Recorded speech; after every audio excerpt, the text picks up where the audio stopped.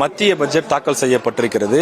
இந்த பட்ஜெட்டில் வரவேற்பும் எதிர்த்தும் சில கருத்துக்கள் முன்வைக்கப்படக்கூடிய நிலையில் தமிழகத்தில் இருக்கக்கூடிய முக்கியமான கோரிக்கை, மத்திய நிதியமைச்சர் நிர்மலா சீதாராமன் 80 நிமிடங்களுக்கும் மேல் பேசியிருக்கின்றார். ஆனால் தமிழ்நாடு என்ற வார்த்தையே இடம்பெறவில்லை, தமிழ்நாட்டிற்கு நிதியும் ஒதுக்கப்படவில்லை, தமிழ்நாடு என்ற பெயர் கூட இடம்பெறவில்லை என்று ஒரு பெரிய கொந்தளிப்பு ஏற்பட்டிருக்கின்றது. வழக்கமாக மத்திய அரசு தமிழ்நாட்டை புறக்கணித்து வருகின்றது, தமிழ்நாட்டிற்கு போதுமான நிதி ஒதுக்கப்படுவதில்லை என்ற குற்றச்சாட்டுகள் முன்வைக்கப்பட்டு வரும் நிலையில் அதற்கு வலு சேர்க்கக்கூடிய வகையிலேதான் இன்றைய பட்ஜெட் அமைந்திருக்கிறது என்று அரசியல் கட்சியினர் தொடர்ந்து சமூக வலைதளங்களில் பலரும் விமர்சனம் வைத்து வருகிறார்கள். 80 நிமிடங்கள் பேசப்பட்டிருக்கின்றது. தமிழ்நாடு இந்தியாவில் இருக்கக்கூடிய மாநிலங்களில் ஒரு முன்னோடி மாநிலமாக, வளர்ந்த மாநிலமாக இருக்கின்றது.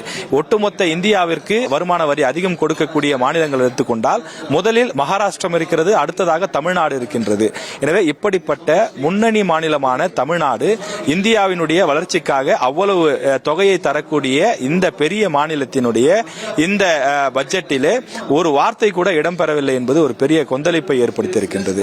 குறிப்பாக நேற்றைய தினம் தமிழக முதலமைச்சர் பல விஷயங்களை சுட்டிக்காட்டியிருந்தார். அதாவது தமிழ்நாட்டினுடைய தேவைகள் என்ன, தமிழ்நாட்டு மக்கள் எதிர்பார்ப்பது என்ன, இந்த விஷயங்கள் எல்லாம் தமிழ்நாட்டிற்கு வேண்டும் என்று பல்வேறு விஷயங்கள் கோரிக்கைகளாக வைத்திருந்தார்கள். அந்த விஷயங்கள் எதுவுமே செவி கொடுத்து கேட்கப்படவில்லை என்பது திமுக சார்பில் வைக்கக்கூடிய ஒரு முக்கியமான குற்றச்சாட்டாக இருக்கின்றது. குறிப்பாக தமிழ்நாட்டை பொறுத்தவரையிலே மெட்ரோ பணிகள் நடைபெற்று வருகின்றது.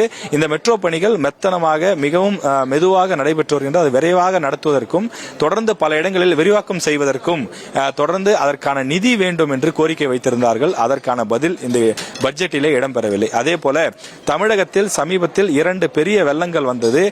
சென்னை, திருவள்ளூர், காஞ்சிபுரம், தூத்துக்குடி, நெல்லை உள்ளிட்ட பல மாவட்டங்கள் பாதிக்கப்பட்டது.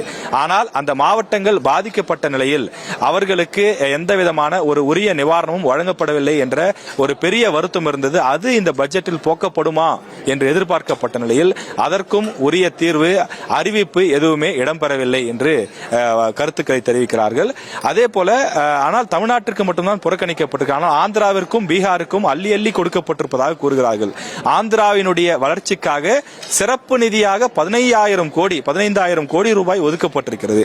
பீகாருக்கென்று இந்த சாலை நெடுஞ்சாலைகளை வலுப்படுத்துவதற்காக 26,000 கோடி ரூபாய் ஒதுக்கப்பட்டிருக்கிறது. பீகாருக்கு புதிதாக மருத்துவமனை, பீகாருக்கு புதிதாக விமான நிலையம் போன்றவையெல்லாம் அறிவிக்கப்பட்டிருக்கிறது. இது வெறும் உதாரணங்கள் தான். இன்னும் பல திட்டங்கள் இந்த ஆந்திராவிற்கும் பீகாருக்கும் ஒதுக்கப்பட்டிருக்கிறது.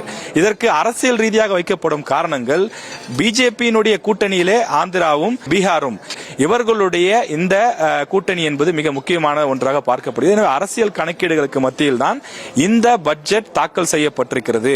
பீகாருக்கும் ஆந்திரத்திற்கும் கொடுக்கப்பட்ட முக்கியத்துவம், கொடுக்கப்பட்ட கோடிகள், நிதிகள், சிறப்பு திட்டங்கள், சலுகைகள் தமிழ்நாட்டிற்கு வழங்கப்படவில்லை என்று மக்கள் மத்தியிலே அந்த வருத்தங்கள் பதிவாகி இருக்கின்றது.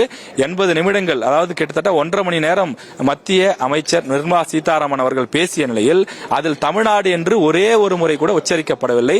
தமிழ்நாடு இவ்வளவு பெரிய வளர்ந்த மாநிலம், தமிழ்நாட்டிற்கு வெள்ளத்திற்கான நிதிகள் ஒதுக்கப்படவில்லை. ஆனால் ஆந்திராவிற்கும், அசாமிற்கும், அதே போல உத்தரகாண்டிற்கும் மற்ற மாநிலங்களுக்கும் ஒதுக்கப்பட்டிருக்கிறது. அவர்களுக்கு எதிர்பார்த்த சலுகைகள் கொடுக்கப்பட்டிருக்கிறது. தமிழ்நாடு மட்டும் ஏன் வஞ்சிக்கப்பட்டிருக்கிறது என்று பல பொருளாதார நிபுணர்கள், தொழில்துறையை சார்ந்தவர்கள், தமிழ்நாட்டில் இருக்கக்கூடிய பலரும் கேள்வி எழுப்புகின்றார்கள். இந்த பட்ஜெட் பல எதிர்பார்ப்புகளோடு ஆரம்பிக்கப்பட்ட நிலையில் தமிழ்நாட்டிற்கு பல துறைகளில் ஏமாற்றம் ஏற்பட்டிருப்பதாகவும், தமிழ்நாட்டிற்கு போதுமான திட்டங்கள் அறிவிக்கப்படவில்லை என்றும் அரசியல் ரீதியாகவும் பொருளாதார நிபுணர்கள் சிலரும் கருத்து தெரிவித்து வருகிறார்கள். எனவே இந்த பட்ஜெட்டினுடைய அந்த முழுமையான விவரங்களை நாம் தொடர்ந்து பார்க்க வேண்டிய சூழல் இருக்கின்றது.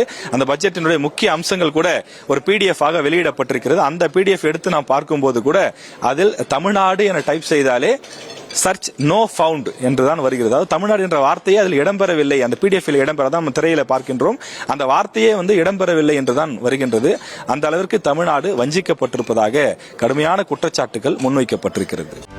செய்திகளை உடனுக்குடனும் துல்லியமாகவும் தெரிந்து கொள்ள சப்ஸ்கிரைப் பண்ணுங்க.